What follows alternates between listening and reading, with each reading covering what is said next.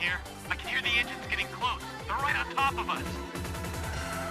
Here they are! Who's in the lead? The 8-6! What the hell is going on?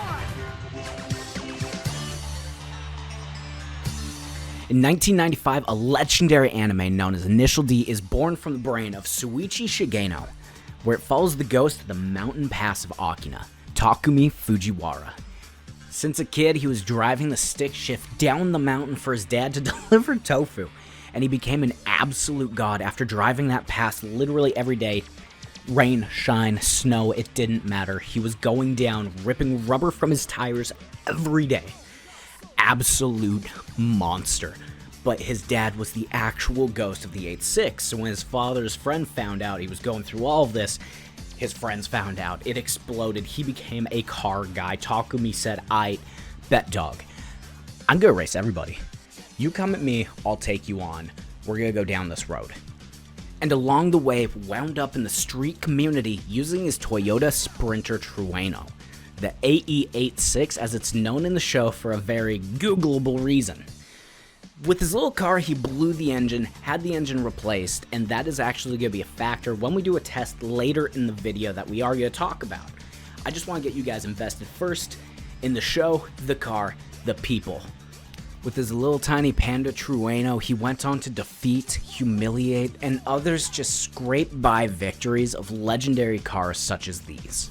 And we'll go into detail when we hit those cars as well, but for the main thing we need to look at the AE86 itself, because that car is no slouch in the slightest. Originally 10 grand for the floor model is now sitting at an average of 23 grand today. It was for the Japanese market and brought to the American market known as the Corolla here. It gave a 3-door coupe option for families, being affordable, reliable, and spacious. But because of the effect it had on the racing world, the car's doubled its floor price because of the legacy it now carries. By having a locked rear differential, when you go around a corner, the outside wheel has to spin faster to not slide or skip. That means the wheels will turn at a different speed to go more smoothly. With no differential, that let the tires be able to slip, that let them slide out easily and have immediate power to the wheels. This created a drifting monster with a light body, stiff suspension, and a dream. The Panda Trueno took over rally, circuit, and drift events across the world immediately. Coming in at 2,300 pounds and a 126 horsepower engine off stock, it would scream as hard as it could. It is a tiny baby demon punching up, hitting everyone in the face as it monster climbs up the stairs to show it will be the fastest. But every car has its limits.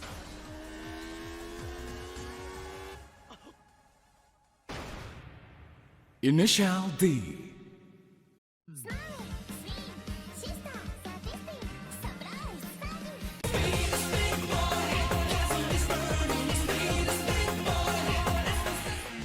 And when the speedy boy finally broke his engine and it couldn't go any further, his dad grabbed the car, brought it back, said, "Son, I will fix this car," and fix it he did. He put in a high rev engine able to go to 12,000 RPM, 240 horsepower, 1,587 cc engine. The thing was now a demon. But some of these matches, I still don't fully understand how it won, because you still have the limits. So this is where our video is actually about to take place. Just in the mood for a smoke. Then who's steering the car?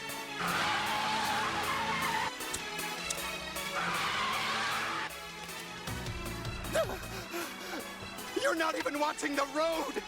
Oh no! Not too bad.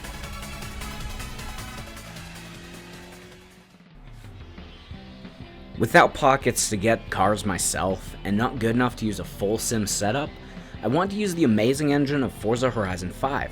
It is an arcade sim, but it does have a realistic tire wear, and these mostly stock part cars, the game engine does an amazing job conveying the differences of the cars, their abilities, the beautiful sound of the engines, and just the overall feel of each car. The mountain we're tumbling down right now is the pass I'll be taking these cars in. I will show parts of the runs for the key cars I feel are appropriate, and we will see if the AE86 really can compete above its belt class. To make the battles as accurate as I can, I will be doing the time trials in these cars. Because it was Takumi's home courts, I'll be doing a total of 10 clean runs for my average time, and comparing its best time to the other cars. Half my runs will be in third, the other half in first person view. In return, the opponents, as it will be their first time on the pass, I will do 1 clean run in third, then only 2 runs in first person for their overall times. I will also have realistic damage turned on, so the weight of the cars, the amount I drift, or how hard I brake will wear down on my tires, brakes, suspension, and change the overall speed I will be able to drive. Finally, the upgrades and tuning to the cars are as accurate as we could get them. I will be showing you what changes we made and how the cars overall perform. Here I have to ad-lib the script a little bit. I wanted to show you guys what the actual upgrading looks like in this game. Majority of all the parts for all of the cars I'm going to be keeping stock though. I did change the bodies of the car to match that of the show.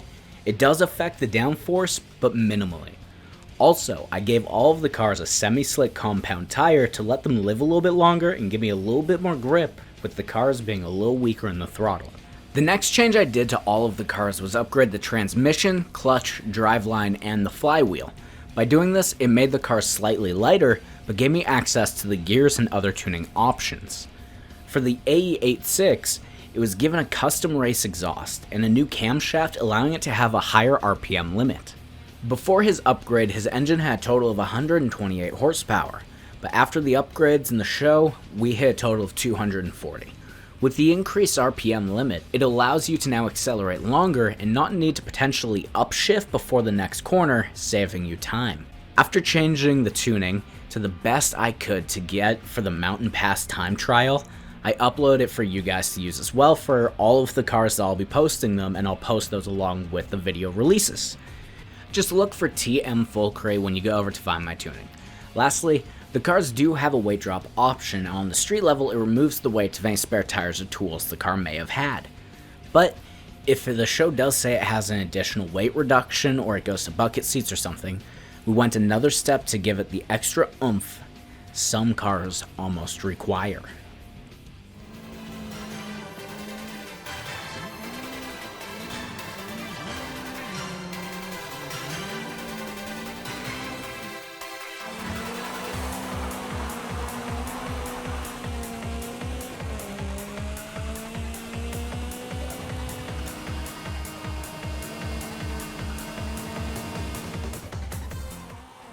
At how easily I can keep the speed up. The less I steer, the faster I can clear these corners.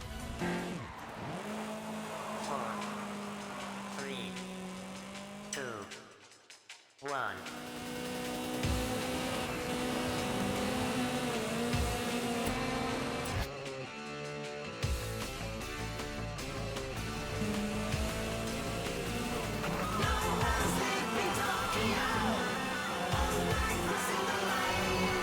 Doesn't that idiot even know this road? After this slow right is a sharp left. There's a ravine on the other side. He's got to hit the brakes. I knew it. That freaking idiot's going in way too fast. There's no room to slow down. He's going into that guardrail.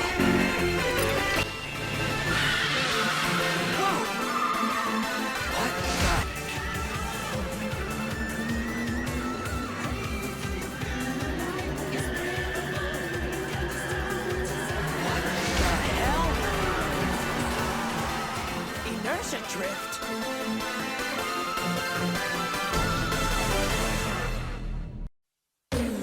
Initial D! He passed on the inside. He made K-Skate look like a grandma driving home from church. You cannot be serious. We asked for details. Now tell us exactly what happened. Look, dude, I don't know what else you want me to tell you. All I know is a car shouldn't turn like that. It shouldn't turn at a speed faster than the tire's grip will let it, right? But the way the 86 turned was strange, like a roller coaster. And during the setup for each of the car's tunings, the mountain runs would dance around the 5-minute mark. After they were each set up, we started attacking the hill for the best time in the parameters we gave ourselves. The time changes were fairly dramatic. The AE86, by the end of all 10 runs, had an average time of 4 minutes and 56 seconds. If you stopped the video earlier and read the time, kudos to you. But an insane final run, the AE86 had a devastating run of 4 minutes and 50 seconds, blowing our average pace by 10 seconds. Before that pace was hit, I didn't believe the Lil Panda Trueno had a chance, but now I can see how it might have won, and I want to know what the rest of the cars look like. If you do too, you have to wait until next week to see the race between the AE86 and the legendary Red Sun's lead car, the Mazda RX7 FD. Until then, cheers.